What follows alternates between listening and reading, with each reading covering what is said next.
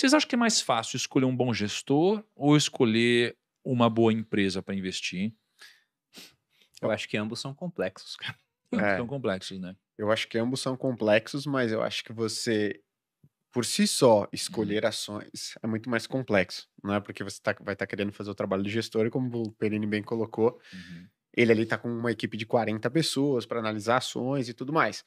Só que qual que é a desvantagem, digamos assim, desse fundo ao invés de você fazer diretamente? É que você vai ter um custo lá, né? Normalmente fundos de ações vai ter 2% ao ano, mais uma taxa de performance, né? Que ele vai cobrar 20% sobre o que exceder o principal índice de referência, aquele que ele está buscando bater, que normalmente é o Ibovespa, né? Então, pô, às vezes se é um fundo muito bom, você tem um custo ali considerável. Talvez a sua. Como é que você pode reduzir isso, mas, Gui, sem eu precisar estudar a fundo, caso a caso, escolher as melhores ações, que dificilmente, realmente, você não vai conseguir superar os gestores a médio e longo prazo. É fazer isso através de uma casa de análise. Né? Então, poxa, você tem no mesmo modo a equipe lá analisando as ações, te recomendando, né?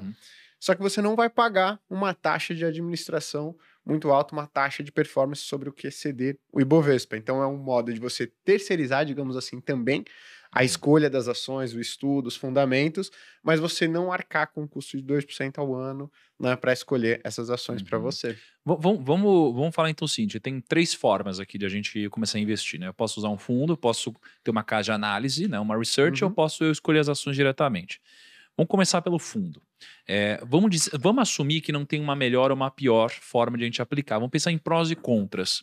Se eu fosse falar de fundos de investimentos, o que são os prós e contras para vocês de investir num fundo? Um cara que tem, sei lá, quantos anos de mercado na sua frente, investindo seu dinheiro. Esse é um pró, pró. com certeza. Bom, tem essa questão do pró.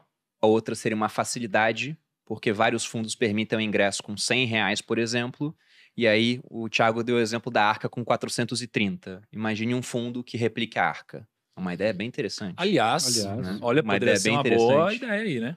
Então imagine isso, e que você possa fazer a mesma estratégia com R$100. Isso é muito bom. Simplificação e acesso é um outro ponto que você tem. Agora, em termos de desvantagem, eu vejo o seguinte, a gente adora ter o controle das coisas, né? Então, pensa em você em um carro. O carro, ele é muito menos seguro do que um avião. Mas se você tá no banco do carona de um carro, muitas vezes você tenta dirigir o carro. Quando alguém vai frear, você freia junto. Você quer ter a sensação de controle ali. E essa sensação de controle faz bem pro ser humano, né? Então a gente não gosta de estar fora do controle. Avião quase nunca cai, mas se tem uma turbulênciazinha, o pessoal já começa a ficar com mais medo. Sendo que a chance estatística de acontecer um acidente é muito baixa. O carro é muito mais inseguro. Mas no final das contas, você tem até experiência com ratos, que eu acho que pode ser aplicada para seres humanos. Eles colocaram ratos em 2 ambientes. Onde eles tinham uma rotina, e a rotina passava uma falsa sensação de controle. O rato não controlava quando viria a comida dele, mas ele sabia o horário que viria. Não controlava quando ia apagar a luz, não controlava quando teria água, mas tudo acontecia sempre no mesmo horário, então ele sabia o que ia acontecer. E tinha outros ratos que recebiam água, recebiam a comida também, a luz apagava, mas era sempre horários diferentes, então tinha mais estresse. Esses ratos viveram muito menos do que os outros na situação de controle. O investidor, quando ele tem o controle, eu acho que ele tende a ficar mais tempo aplicado em comparação com o fundo, que quando o mercado cair, o investidor sozinho ou o fundo vão cair junto, só que no fundo ele tem uma tentação maior de querer resgatar. E quando ele resgata num momento ruim. E aí eu acho que a desvantagem é não ter o controle daquilo totalmente. Porque o gestor é muito bom quando ganha dinheiro. Quando o cara perde, todo mundo pensa, será que ele perdeu a mão? E aí vai querer tirar. Mas o gestor, ele tem uma comunicação com os cotistas aí nesse caso, né? De qualquer tipo de oscilação, mas nem sempre, né? cara, depende. Tem gente que não gosta de ter esse contato. Tem umas cartas mensais e tal, mas nem toda gestora ela tem uma proximidade do cotista tão grande, assim, né? Eu tenho ação e fundo que eu tô lá no R lá, cheguei e-mail, eu nunca li. Não, Então, Mas aí é culpa sua, então. então, isso eu tô falando, é porque eu não quero essa proximidade. Eu acho é que você que não quer proximidade. eu acho que o cara tá bem, tá lá, tá tudo certo, até porque tu não tá dando prejuízo, entendeu? E no fundo tem outro ponto também, mas aí varia de fundo para fundo, né? Porque o investidor pessoa física, ele tem algumas vantagens tributárias. Tem isenção em alguns ativos, 35 mil para cripto, 20 mil para ações, 20 mil para ouro, tudo isso mensal. E quando o cara tem prejuízo, ele pode compensar, né, o prejuízo. Ele pode usar o prejuízo para não pagar imposto em lucros futuros.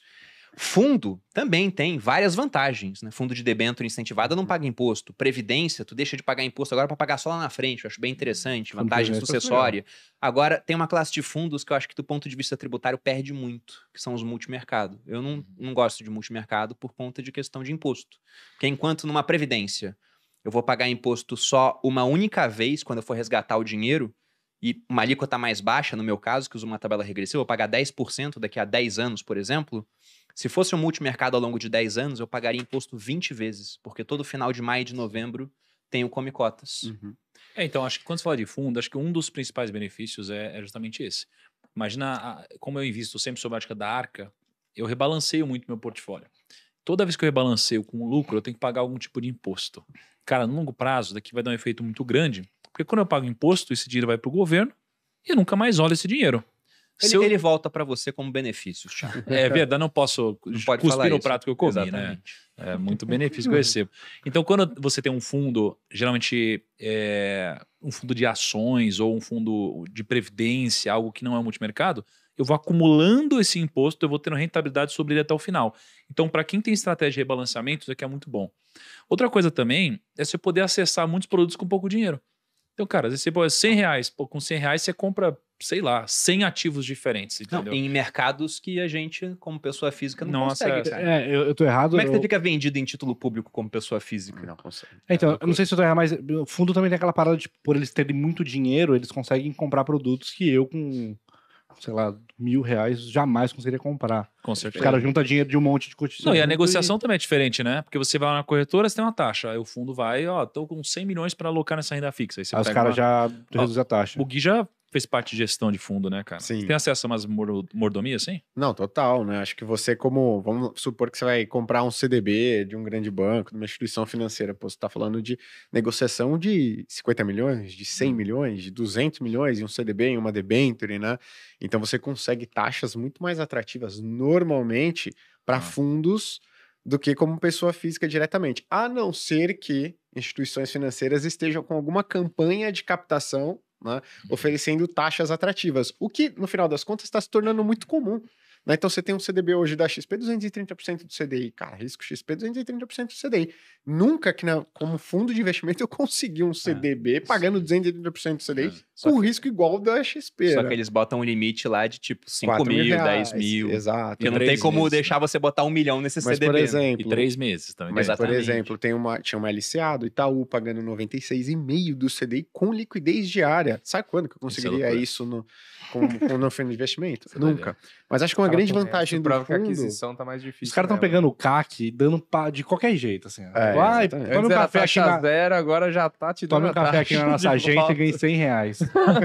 Mas eu acho que tem um ponto muito legal com o fundo de investimento. Cara, para você fazer a declaração do imposto de renda investindo somente via ativos, é complicado. Porque você vai lá numa parte de ações. Eu tenho que ter 10 a 15 ações. Aí na parte de renda fixa eu tenho entre 10 e 15 títulos.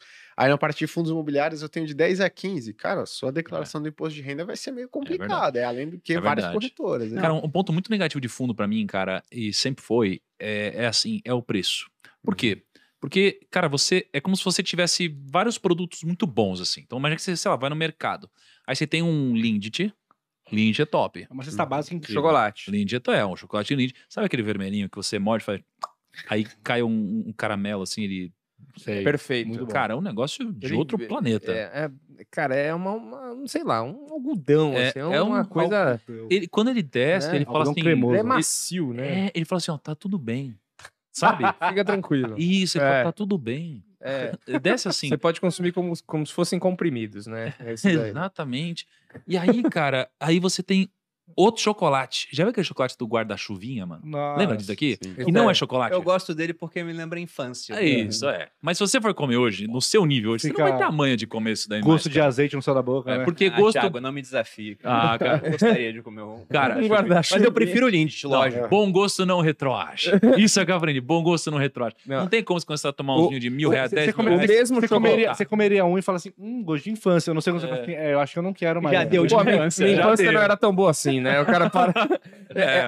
Esse daí do guarda-chuva é aquele mesmo que vem na bolinha de futebol também, né? bolinha de futebol. Tem que é uma bolinha de futebol. Isso não é chocolate, sabia, né? Geralmente não é chocolate. É um óleo, né? Gordura Não, vegetal não, hidrogenada com corante caramelo. Mas não tava escrito que era chocolate, que eu vou falar, né? Tava escrito cara, no lugar? Repara, quando na embalagem está escrito sabor alguma coisa, é porque não tem o suficiente lá de manteiga de cacau, sei lá o que é pra ser chocolate. Aí o que eu tô querendo dizer? É porque aí você chega, você tem o guarda-chuvinha aqui, você tem um Lindt, eles estão sendo vendidos pelo mesmo preço, velho. O mercado de fundos é exatamente isso. Você tem um monte de fundo que é 2% de administração com 20% de performance, só que aí você tem que você tem uma equipe de 100 pessoas do MIT trabalhando, o outro que você tem 3 pessoas que começaram o fundo trabalhando, e os fundos completamente diferentes estão sendo vendidos pelo mesmo preço. Então, isso que sempre me incomodou no mercado de fundos. Produtos diferentes sendo vendidos pelo mesmo preço. Então, não é que está tudo caro, nem que está tudo barato. É que você vai precisar discernir sobre qual de fato é um bom produto, né? Então, isso sempre me incomodou, cara. Perfeito. E falta clareza de informação. Né? Você não consegue. Você entra na plataforma da sua corretora de investimento, você não consegue saber qual que é, tem uma equipe bem qualificada para fazer a gestão, e o preço.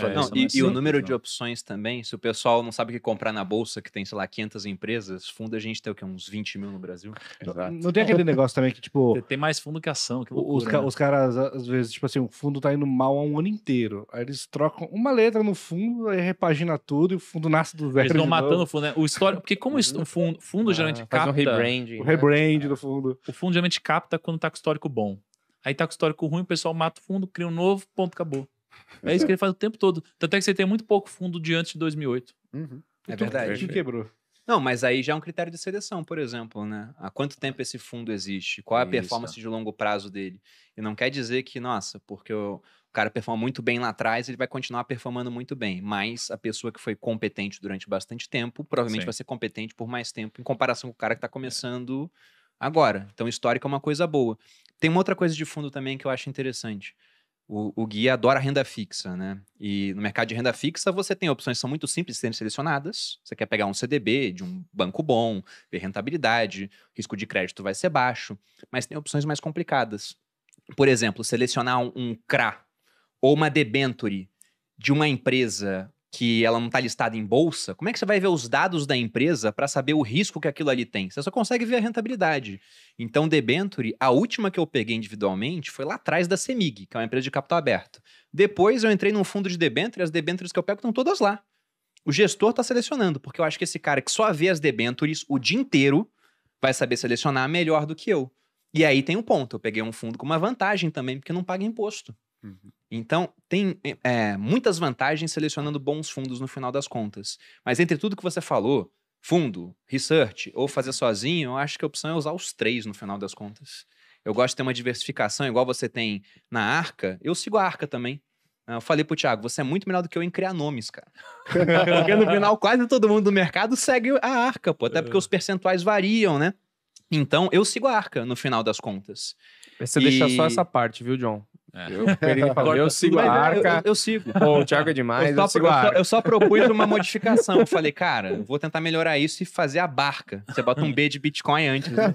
Até na Arca ele fala, o Bitcoin está em ativos internacionais. A diversificação que eu gosto é essa, entre ativos, entre moedas, né, entre jurisdições, entre países, mas também entre cabeças hoje em dia. Eu acho que essa é uma coisa que o investidor ele demora para aprender. Você aprende a investir antes do que aprende a ser humilde a ponto de sacar que tem muita gente inteligente no mercado que vai ser capaz de fazer aquilo que você pensa que faz muito bem, melhor do que você.